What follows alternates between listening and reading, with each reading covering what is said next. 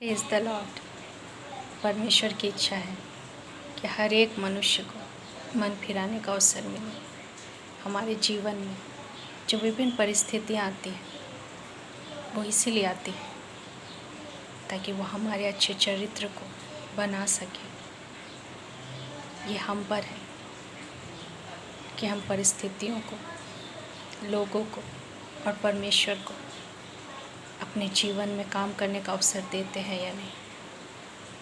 अच्छी और बुरी परिस्थितियाँ जब हमारे सामने आती हैं तो हमारे पास चुनाव होता है कि या तो हम परमेश्वर के वचन के अनुसार, उसकी इच्छा के अनुसार, उसके अधीनता में रहकर अपने आप को बनाने का अवसर परमेश्वर को दें, या हम स्वयं जैसे हैं वैसे ही रहना चाहते हैं।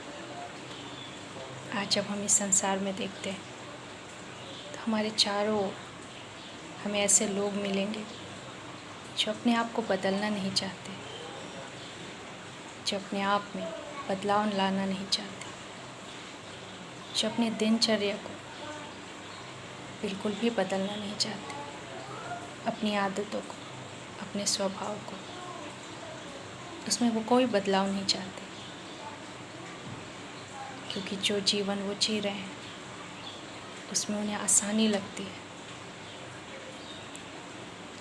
लेकिन जब हम परमेश्वर के वचन के अनुसार चलने का प्रयास करते हैं तो ये थोड़ा कठिन होता है, क्योंकि ये हमें फिर से बना रहा होता है। जब हम परमेश्वर के नज़दीक जाते हैं तब उसका वचन हमें फिर से गढ़ता है, हमारे अंदर एक नए चरित्र को बनाने का प्रयास करता है, क्योंकि परमेश्वर चाहता है कि जैसा वह है हम भी वैसे बने, क्योंकि हम उसकी समानता और उसके स्वरूप में रचे गए हैं। क्या हम परमेश्वर को अवसर देते हैं कि जब परिस्थितियाँ विपरीत होती हैं, लोग हमारे विरुद्ध उठते हैं, तब हम क्या परमेश्वर के हाथों में अपने आप को सौंपते हैं, उसकी इच्छा जानने का प्रयास करते हैं कि वो क्या चाहता है। हो सकता है परमेश्वर हमें बदलना चाहता हो, क्योंकि आज जो हमारा स्वरूप है हो सकता है वो परमेश्वर के वचन के अनुसार नहीं, परमेश्वर की इच्छा के अनुकूल नहीं। परमेश्वर की इच्छा हमारे जीवन से सदा के लिए भली की है, और वो चाहता है कि उसकी संतानें बिल्कुल उसके चरित्र में हो जैसा हमारा परमेश्वर है। हमारा सबसे अच्छा उदाहरण हमारा प्रभु यीशु मसीह है। जब हम उनके चरित्र को देखते हैं, उनके गुणों को देखते हैं, तो हमारे अंदर ये लालसा होती है कि हम भी अपने प्रभु, अपने यीशु मसीह के समान, हमारे अंदर भी यीशु सा चरित्र हो। ये एक दिन का काम नहीं है, लेकिन प्रत्येक दिन जब हम परमेश्वर के वचन के अनुसार अपने आप को ढालने देते हैं तो परमेश्वर का कार्य हमारे जीवन में आरंभ होता है। हो सकता है हम बिल्कुल परमेश्वर की इच्छा पर ना चल रहे हों, हमारा चरित्र बिल्कुल भी परमेश्वर के वचन के अनुसार ना हो, लेकिन इसमें निराश होने की आवश्यकता नहीं है। यदि हमारे मन में इच्छा है कि हम स्वयं को बदलें, यदि हम इस बात को स्वीकार करते हैं कि हम में गलतियाँ हैं, हमें सुधार की आवश्यकता है, यदि हम ये इच्छा के साथ परमेश्वर के सम्मुख आते हैं तो निश्चय है वो हमारी सहायता करेगा, ताकि हम एक नए चरित्र में ढल सकें जैसा हमारा परमेश्वर है। बाइबल में ऐसे बहुत सारे उदाहरण दिखते हैं जिनके चरित्र को जब हम आरंभ में देखते हैं तो कई बार उनके जीवन से हमें परमेश्वर की महिमा प्रकट होते हुए दिखती नहीं। लेकिन हमारा परमेश्वर जो मन को पढ़ता है, मन को देखता है, हमारे विचारों को जांचता है, जब वो देखता है कि हम अंदर से बदलना चाहते हैं, तब वो हमारे जीवन में कार्य करता है। लेकिन यदि हमारी इच्छा नहीं कि हमारे जीवन में कोई बदलाव आए, हम बदले जाए, तो परमेश्वर हमारे साथ ज़बरदस्ती नहीं करता, क्योंकि उसने हमें स्वतंत्र इच्छा दी कि हम चुनें कि हम क्या करना चाहते हैं, क्या बनना चाहते हैं। परमेश्वर ने इस बात को हम पर छोड़ा है। अब हम पर है कि हम कैसा निर्णय लेते हैं। बाइबल में ऐसे बहुत सारे उदाहरण हैं। जब हम उन्हें देखते हैं तब हम जान पाते हैं कि परमेश्वर के लिए कुछ भी असंभव नहीं है। लेकिन जब हम अपने आप को बदलने देते हैं परमेश्वर को, तभी वो कार्य कर पाता है। हम जक्कई के विषय में पढ़ते हैं। वो एक ऐसा मनुष्य जिसके लिए धन ही सब कुछ था, जो गलत तरीके से धन अर्जित करता था। लेकिन जब उसकी मुलाकात यीशु से होती है, तब वो यीशु को स्वीकार करता है। वो उसके गुणों को, उसके चरित्र को, उसके स्वभाव को वो अपने अंदर लेना चाहता है। और उसका प्रमाण हम देखते हैं कि वो उस धन को भी अपने आप से दूर कर देता है, जो धन कभी उसका ईश्वर था। वो प्रभु यीशु मसीह को अपने अंदर काम करने देता है। वो अपने आप को परमेश्वर को सौंप देता है,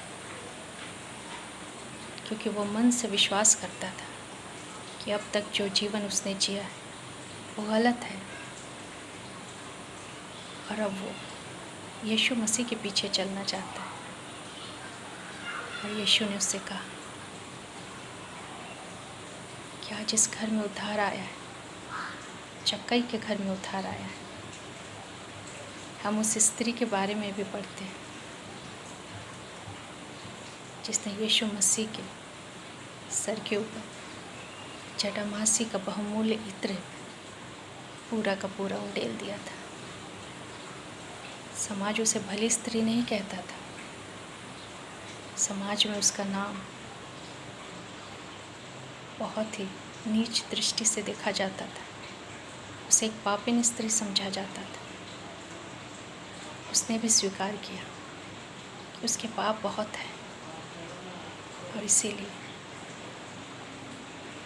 उसने अपनी कमाई को परमेश्वर के ऊपर उंडेल दिया, यीशु मसीह के ऊपर। उसने सब कुछ खर्च कर दिया और उसके पाँव में बैठकर वो अपने पापों के लिए रोती है। उसके पाँव को अपने आंसुओं से धोती है और अपने बालों से पोंछती है, यह दिखाने के लिए कि परमेश्वर मेरे जीवन में कार्य कीजिए। अब मैं पहले सा जीवन नहीं जीना चाहती। और निश्चय है कि यीशु ने उसके जीवन को छू लिया था। और इसीलिए यीशु ने कहा, जहाँ कहीं भी सुसमाचार का प्रचार होगा, वहाँ से स्त्री का नाम उसके स्मरण में लिया जाएगा। हमारा चाहे कोई भी इतिहास क्यों ना हो, हमारा भूतकाल कैसा भी क्यों ना हो, लेकिन यदि हमारे अंदर इच्छा है कि हमारा जीवन बदले, यदि हम खुद में बदलाव लाना चाहते हैं, तो परमेश्वर कार्य करता है। क्योंकि परमेश्वर की यही इच्छा है कि हर एक मनुष्य अपने पापों से घुरे, अपनी बुराइयों से फिरे और परमेश्वर के नज़दीक आए। हम यहूदा के विषय में पढ़ते हैं, जो यूसुफ का भाई था, जो अपने ही भाई से ईर्ष्या करता था। उसने और उसके बाकी भाइयों ने मिलकर उसे बेच डाला गुलाम के रूप में। लेकिन समय के अंतराल में वो अपने अंदर इस बात को पाता है कि उन्होंने जो कुछ भी किया था वो गलत था, और जब समय आता है तो वो अपने इस पाप का पश्चाताप भी करता है। अपने भाई बिन्यामीन के बदले वो स्वयं को गुलाम होने के लिए सौंपने को तैयार हो जाता है। निश्चय है कि जब उसने ये पाप किया होगा तो वो अंदर तक वो इस बात को महसूस कर रहा होगा कि उसने जो किया गलत किया है, और उसी पश्चाताप ने उसी से स्थान तक पहुंचाया कि वो अपने भाई के लिए खुद को दे देने के लिए वो तैयार हो जाता है। सारी उम्र गुलाम बनने के लिए, दास बनने के लिए वो तैयार हो जाता है।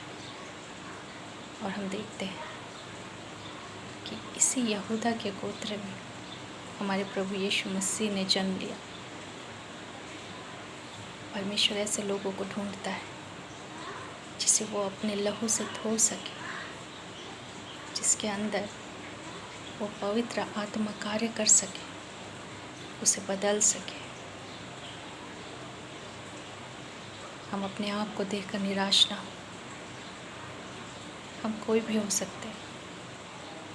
हमारे जीवन बुरा से बुरा हो सकता है।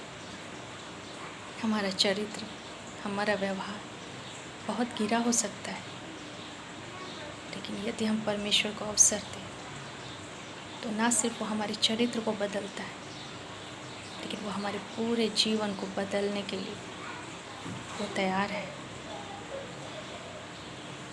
हम अपने आप को परमेश्वर को सौंपें, क्योंकि वही तो हमारा रचने वाला है। उसी ने तो हमें बनाया है। वो तैयार है एक बार फिर से हमें बनाने के लिए, अपने स्वरूप और अपनी समानता में एक बार फिर से रचने के लिए। परमेश्वर यही चाहता है कि हमारे अंदर भी यीशु मसीह का चरित्र हो। परिस्थितियाँ आएंगी, हो सकता है हम उसमें गिर जाएं, हो सकता है कुछ गलत फैसले ले लें, हो सकता है हमने अपने जीवन को बर्बाद कर दिया हो, लेकिन अब भी अवसर है।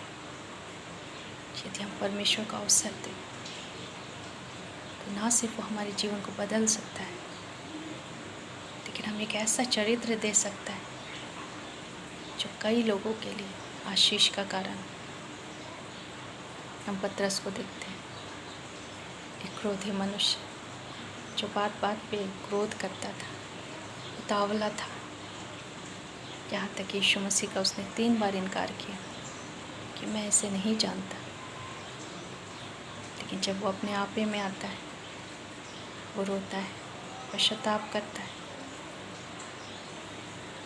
और हमारा परमेश्वर उसे फिर से गढ़ता है, फिर से बनाता है, और ऐसा बनाता है जिसे आज हम प्रेरित के रूप में जानते हैं, जिसके ऊपर यीशु मसीह ने अपनी कलीसिया खड़ी की। हमारा जीवन कितना भी बुरा हो सकता है, हमारा चरित्र कितना भी घृणित हो सकता है, लेकिन यदि हमारे मन में ये बात है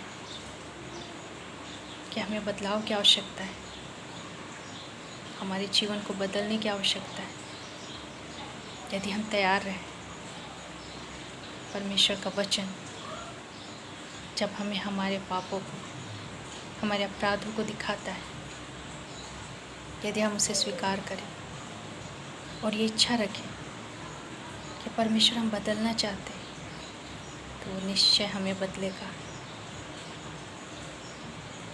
क्योंकि परमेश्वर हमारा परमेश्वर है,